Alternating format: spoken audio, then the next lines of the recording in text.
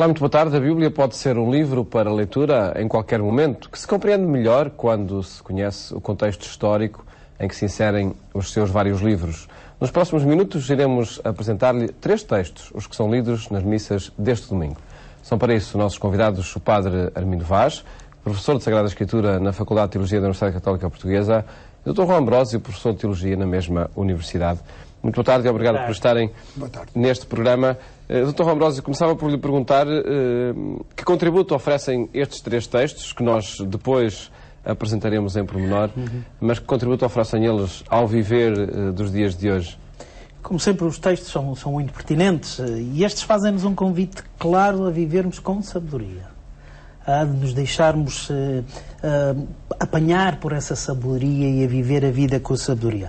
Convém desde já dizer que a sabedoria não é chique espertice, não é manha, não é vamos ver como é que eu vou dar aqui a volta à situação para fugir ao fisco, para fazer isto da maneira mais simples possível e não ter aqui muito trabalho. Não é dessa sabedoria que se trata, como é óbvio. Às vezes essa também é precisa, mas é uma sabedoria mais abrangente, que nos convida a um olhar mais largo, a um alargar o horizonte, de modo a olhar para a existência, olhar para a história e encontrar nela um sentido, uma direção e a saber agir nela.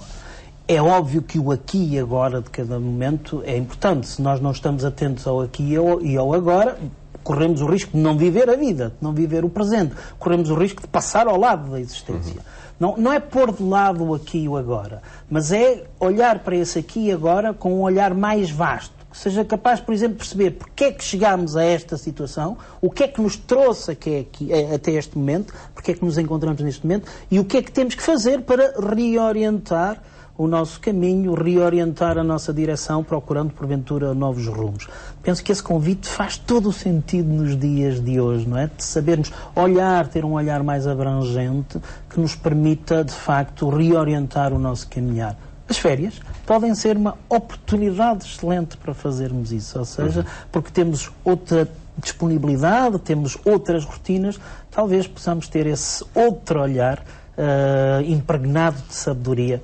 Que sabedoria? Os textos vão nos dizer qual é essa sabedoria e como é que podemos aceder a ela. Vejamos então cada um desses textos, começando pelo primeiro, que é retirado do capítulo 9 do livro dos Provérbios. Padre Armindo Vaz, pedia-lhe uma apresentação deste livro, deste texto em concreto e da mensagem que ele nos sugere quando nos adverte para deixar a insensatez e assim poderemos viver.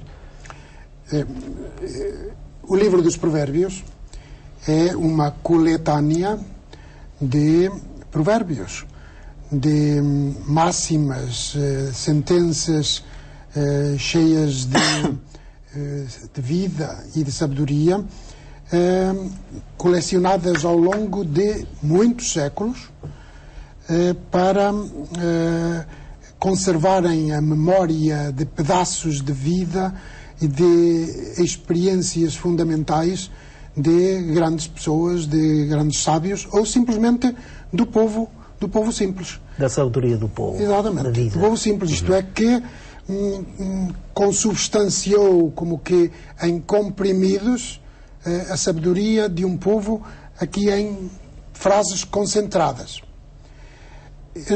No princípio deste capítulo 9, a sabedoria de Israel aparece como que personificada, representada numa pessoa, Dona Sabedoria, podíamos chamá-la, Senhora Sabedoria, que edifica a sua casa, levanta um palácio com 7 colunas, portanto é um palácio real, e que prepara um banquete. Vinho e pão, cá está de novo, como no domingo passado, o vinho e o pão, a representarem, a simbolizarem todas as iguarias deste banquete. Este banquete é oferecido a todos aqueles que estiverem abertos a acolherem esta sabedoria do povo de Israel, que foi sendo condimentada e reelaborada por tantos sábios de Israel até cristalizar nestas máximas que aparecem depois no livro dos Provérbios, mas que já tinham também aparecido nos primeiros 8 capítulos. Ela é um banquete oferecido a todos os que quiserem comer. Todos são convidados, particularmente os que ainda não têm a experiência e ainda também os insensatos, para que procurem ser sensatos e bebam e comam em abundância desta sabedoria. No fundo, esta perícope do livro dos Provérbios está a sugerir alimentar-se do banquete deste imenso mundo de provérbios que estão cristalizados no livro dos Provérbios. Naquele tempo, como em qualquer tempo, temos esses provérbios. E a imagem do banquete é, do meu ponto de vista, muito inspiradora e dá-nos aqui, de facto, a nota. A pergunta que podemos fazer é: em que é que nós fundamentamos as opções da nossa vida? São essas opções sábias ou são insensatas? É uma pergunta que todos nós, em determinado momento do nosso viver, temos que fazer se queremos levar a vida a sério. Não é? Interrogar-nos sobre o que é a opção, se elas são de facto coisas sábias ou se têm provocado, vêm da insensatez e têm provocado, enfim, uma série de sobressaltos no nosso percurso. O texto parece que não dá resposta clara a esta pergunta, mas se olharmos com atenção, o que vemos é que de facto a sabedoria edifica uma casa, 7 pilares, o número 7 aqui como o número da totalidade, da plenitude, e uma casa onde se vai realizar um banquete. E aqui vamos então ao banquete. O banquete tem como dimensão principal e fundamental não o ato de comer, mas se quisermos o ato de comer com, ou seja, a questão da relação, da convivialidade, do que o percurso não é feito sozinho, é o banquete, não é? Porque muitas vezes nós não percebemos isso e centramos que o banquete, o essencial dos banquetes é a comida. Não é. O essencial dos banquetes é este ato de estar com. O que nos é o grande convite que é feito é que nós construamos uma existência que essa existência seja habitada com esta atitude de estar com, de viver com, de viver em relação com, de viver comprometido com, alimentando-nos da sabedoria. E é esta atitude de sabermos que temos que construir a nossa história comprometidos com os que estão ao nosso lado e vivendo com os que estão ao nosso lado, e ao nosso lado não tem que ser só aqueles que estão na nossa imediatez, mas um lado mais abrangente e mais alargado. Isso permitirá então abrir-nos outro futuro. Esta tem que ser a sabedoria com que temos que construir a nossa história. E aí tem que se encontrar as tais opções aí a tem que ser as opções. Ou fundamentamos a nossa existência nestas opções, que são opções inspiradas por esta sabedoria, ou corremos o risco de ir afunilando cada vez mais o nosso caminhar. Passemos à análise do texto do Evangelho, para descobrir também que desafios sugere, quando lido no contexto presente. É retirado do capítulo 6 do Evangelista João. Fala-se do pão vivo descido do céu, fala-se da carne e do sangue como alimento de vida eterna. Quem come a minha carne e bebe o meu sangue tem a vida eterna. É Jesus que o diz. Exatamente. Este texto, assim podemos perceber que o texto do livro dos Provérbios, que fala do banquete, do pão e do vinho, foi escolhido para a liturgia com a intenção de fazer a ponte para este texto do Evangelho de João, que fala precisamente do pão da vida e que fala de comer a carne do Filho do Homem e beber o seu sangue. Estas expressões causaram, nós estamos a ver, nesta polémica dos judeus com Jesus, causaram um grande escândalo aos judeus, que não entenderam a linguagem de Jesus. Como ainda hoje tantos cristãos ou crentes não entendem esta linguagem, que parece dizer dura. Que é um alimento descido do céu, é o que causa a perturbação. Que é um alimento descido do céu, mas também o facto de Jesus propor comer a sua carne e beber o seu sangue, que é isto. Que realismo tem essa expressão? Que realismo? Eu já fui confrontado várias vezes com leitores da Bíblia que não percebem nada do que é que se possa querer dizer com isto. Isto é, será que Jesus está a sugerir que os seus discípulos sejam antropófagos e que comam a sua carne e bebam o seu sangue. Obviamente que não se trata disso. Jesus não está a falar com uma linguagem que deve ser entendida factualmente. É uma linguagem realista, isso sim. Ele está a sugerir que ele próprio, enquanto pão, é ser humano e que tem um projeto de vida para o ser humano. Ele encarna o projeto salvífico de Deus para o ser humano. E então diz a todo aquele que o quiser seguir e todo aquele que quiser dar corpo a este projeto humanizante do Pai realizado no Filho, tem que acreditar nele. O que é que significa acreditar nele? Aderir a ele pela fé. É isso que significa ter fé. É assimilar aquilo que Jesus era, aquilo que Jesus propunha, a sua obra salvífica no seu conjunto. E então ele diz, comer a carne do Filho do Homem e beber o seu sangue. Reparemos neste pormenor. Aqui a carne e o sangue aparecem separados. Comer a carne, por um lado, e beber o sangue, por outro. Carne e sangue separados são símbolo de morte. Obviamente. Ou seja, Jesus está a querer significar que ele dá a sua carne a comer e dá o seu sangue a beber, morrendo pelos humanos, a favor dos humanos, e sugerindo-lhes o que eles devem fazer, isto é, entregar-se também pelo bem dos outros. Jesus dá a sua carne, isto é, toda a sua vida, todo o seu ser.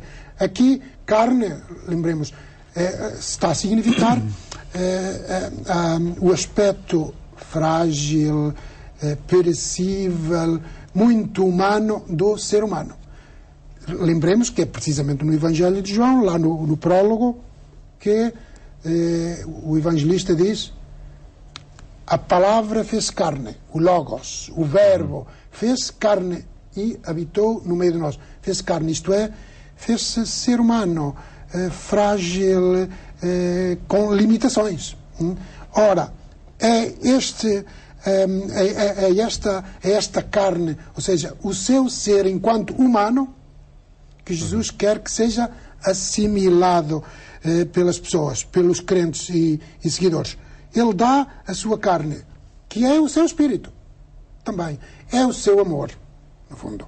E dá-o quando? Dá-o precisamente ao morrer pelo ser humano. E é assim que ele, e isto é uma frase muito interessante aqui, é assim que ele nos ressuscitará no último dia. Quem come a minha carne e bebe o meu sangue tem a vida eterna. E eu ressuscitarei no último dia. Um pequeno texto e algumas linhas que condensam um significado de mistério. Está muito condensado. Muito condensado. O texto é, de facto, fantástico e abre-nos aqui pistas. Eu só fazia um bocadinho o rewind, dar um bocadinho a bobina para trás para tocar aqui numa coisa que o Padre Armindo Vaz disse, que eu estou completamente de acordo com o que foi dito. Em todo o caso, eu diria de maneira um bocadinho diferente. Jesus dá quando vive a morte. Dá-se quando diz. Eu diria assim, a morte é aquele sinal evidente a partir do qual nós podemos perceber como ele viveu a vida toda, dando-se. Ele não se dá só no momento da morte, ele dá-se sempre. O que acontece é que por ele não evitar a morte, no sentido de não mudar de atitude, então a morte mostra-nos até que ponto ele se deu. Mas não é a morte só o momento em que ele se dá. Não. E eu sei que tudo... É toda a vida. Exatamente, eu sei claramente... Tu também a encarnação. Exatamente, é a encarnação fundamental. E o texto, no fundo, é isso que está a dar. Voltamos ao banquete, ao tal banquete que pode ser a maneira sábia de viver. Os textos falam-nos claramente no banquete. E este banquete e esta maneira remete-nos imediatamente para a Eucaristia, como todos podemos ver. Ora bem, muitas vezes nós fazemos leituras muito superficiais da Eucaristia, no sentido de a reduzir simplesmente à repetição de gestos e palavras. E o que o texto está aqui a dizer é muito mais denso e muito mais profundo do que isso. Porque, vejamos o quadro. Ele está com os amigos, vai dizer, este é o pão que distribui, isto é o meu corpo que será entregue por vós, isto é o meu sangue que será derramado por vós. Naquele momento, duvido muito que tenham percebido o que é que estava a passar. O gesto é um gesto comum de refeições pascais, mas aquelas interpretações, aquelas palavras são palavras novas. Verdadeiramente o que Jesus está a dizer é dar já uma chave de leitura para os acontecimentos que se vão seguir. O texto também é escrito já tendo acontecido. Exatamente, como é óbvio. Claro. E portanto já está a dar a chave, a antecipar os momentos que se seguem, a dizer, agora o que vai acontecer é que eu vou ser preso, vou ser morto, mas verdadeiramente isto, apesar de eu ser preso e ser morto, e portanto não parecer que eu não sou livre, eu sou verdadeiramente livre e a minha vida é um dom. Como sempre foi o viver, também será esse a maneira como Jesus vive o momento da morte, dando-se, sendo um dom. E quando ele diz, fazei isto em memória de mim, do meu ponto de vista, não está só a dizer para repetir aqueles gestos e aquelas palavras, mas está a dizer mais, que é dizer, vivei vós assim também, aquilo que o Padre Armindo tinha acabado de dizer, ou seja, vivei vós também como dom uns aos outros, dando-se uns aos outros. Eu penso que esta é que pode ser a verdadeira sabedoria que dá sentido ao viver, que nos introduz novas dinâmicas, que nos abre novas portas. Muitas vezes, às vezes, quando celebramos a Eucaristia, tenho quase a sensação que só falta lá o corpo de Jesus Cristo para ser uma missa de corpo presente, um funeral, não é? Porque nós estamos, parece que a celebrar um morto, que repetimos as palavras do morto. E verdadeiramente o que a Eucaristia deve ser é a celebração da vida, do dom da vida que faz gerar vida. Que o é também a muitas, acredito. Exatamente, que é também a muitas, claro. Porquê é que eu pus o acento na morte, no momento da morte? Porque, de facto, os textos, este capítulo do Evangelho de João aponta para lá. Claro. Mas aponta para toda a vida de Jesus. Isto quer dizer que Jesus morreu daquela maneira, de forma cruenta, vítima do ódio e da violência, porque tinha vivido daquela maneira. Anunciando o bem, anunciando Exato. o amor. A morte é a consequência da E maneira pedindo como... a doação dos seus discípulos uns aos outros. A morte é a concentração de toda a doação da sua vida. De facto, a morte não é propriamente Jesus morreu assim, é a doação de todo o seu ser, de toda a sua vida. Morte que ele podia ter evitado, mas deu-a livremente, voluntariamente, como dom perfeito. Como dizia. E é assim que ele se torna a nossa ressurreição e que nos faz viver eternamente. Quem comer deste pão viverá eternamente. Como é que vivemos eternamente? Alimentando-nos dele, assimilando a sua vida, sendo dons o seu para os projeto de outros. vida, sendo dons uns para os outros. E aí a própria Eucaristia é também memorial de toda essa Exatamente, vida, exatamente. da totalidade e da unidade É a da vida de explosão de Jesus. vida, tem Até que ser porque celebrar a vida, explodir em vida. Até porque se diz eu ressuscitarei no último dia. O que é que se quer dizer com isto? Isso é importante. Eu ressuscitarei no Quando último é que dia. é esse último dia? Frequentemente as pessoas, em linha com a mentalidade popular, judaica e farisaica do tempo de Jesus, como Marta, a irmã de Maria, pensavam que esse último dia é no fim dos tempos. No fim dos tempos. Portanto, na chamada escatologia. Fim dos tempos. Jesus corrige a mentalidade de Marta e aponta aqui várias vezes neste discurso, no capítulo 6, diz o que é isto de eu o ressuscitarei no último dia, aquele que acreditar em mim. Isto é, eu lhe darei a vida, eu farei com que ele tenha vida para sempre no último dia, isto é, no dia da minha morte. Este O último dia é o dia da morte É o de dia Jesus. da morte de Jesus. Isto é o dia da doação total de si próprio à humanidade, quando ele dá a sua carne para comer e o seu sangue para beber, dá a sua carne e o seu sangue, que é precisamente no dia da morte, quando morre. Morrendo, Jesus torna-se princípio e fundamento da nossa ressurreição. Isto é, de uma vida que não acaba. É uma vida que, sim, é uma vida que fisicamente desfalece e falece, mas que não se interrompe. Continua. É isso que significa a ressurreição para nós.